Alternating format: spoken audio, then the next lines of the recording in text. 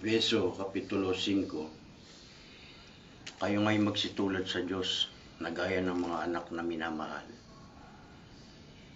At magsilakad kayo sa pag-ibig na gaya rin naman ng pag-ibig ni Kristo sa inyo.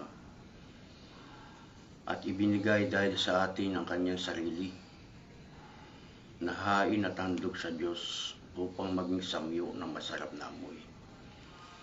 Ngunit ang pakikiapid at lahat ng karumihan o mga kasakiman ay huwag man lamang masampid sa inyo gaya ng nararapat sa mga banal. O ang mga karumihan o ang mga mangmang na pananalita o ang mga pagbibiro na di nangararapat, kundi kayo'y magpasalamat. Huwag kayong madaya ng sinuman ng mga salitang walang kabuluhan, sapagkat dahil sa mga bagay na ito ay dumarating ang galit ng Diyos sa mga anak ng pagsuway. Huwag kayong makibahagi sa kanila, sapagkat kayo noon ay kadiliman, natapwat ngayon kayo'y kaliwanagan sa Panginoon. Magsilakad nga kayong gaya ng mga anak ng kaliwanagan, sapagkat ang bunga ng kaliwanagan ay nabubuo ng kabutihan at katwiran at katotohanan, at inyong pinatutunayan ang kinalulugdan ng Panginoon.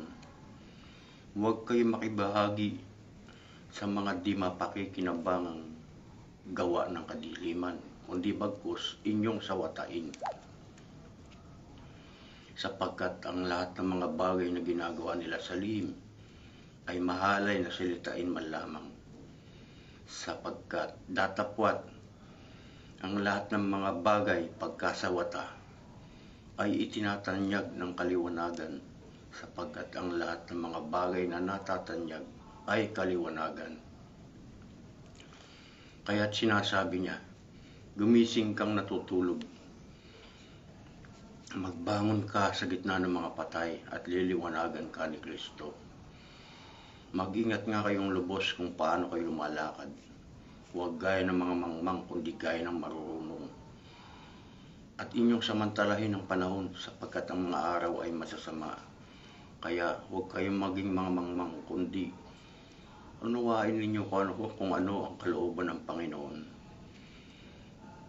At huwag kayong magsipaglasing ng alak na kinaroroonan ng kaguluhan, kundi kayo'y mga puspos ng Espiritu, na mga usapan kayo ng mga salmo at ng mga himno at ng mga awit na ukol sa Espiritu,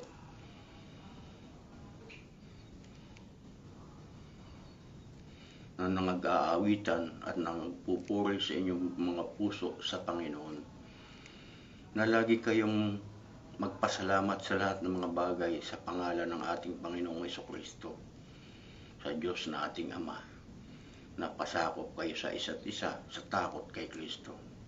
Mga babae, pasakop kayo sa inyong asawa gaya ng sa Panginoon, sapagkat ang lalaki ang pangulo ng kanyang asawa, gaya naman ni Kristo na pangulo ng Iglesia, na siya rin ang tagapagligtas ng katawan.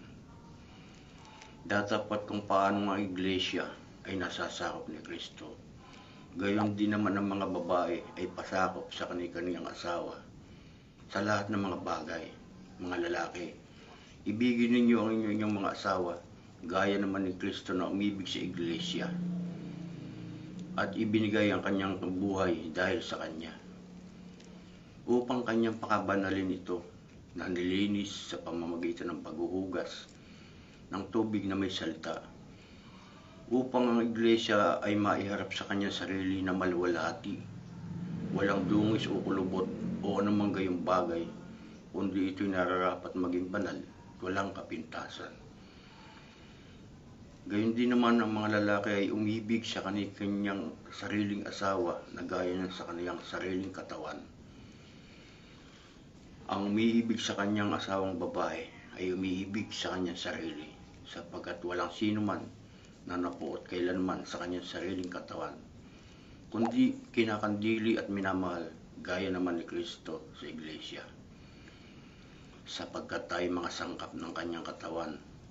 Dahil dito ay iiwan ng lalaki ang kanyang ama't ina at makikisama sa kanyang asawa, at ang dalawa ay magiging isang laman. Ang hiwagang ito ay dakila. Datapat ang sinasalita ko ay ang tungkol kay Kristo at tungkol sa Iglesia. Gayon din naman ay umibig ang bawat isa sa inyong asawa gaya na sa inyong sarili. At ang babae ay gumalang sa kanyang asawa.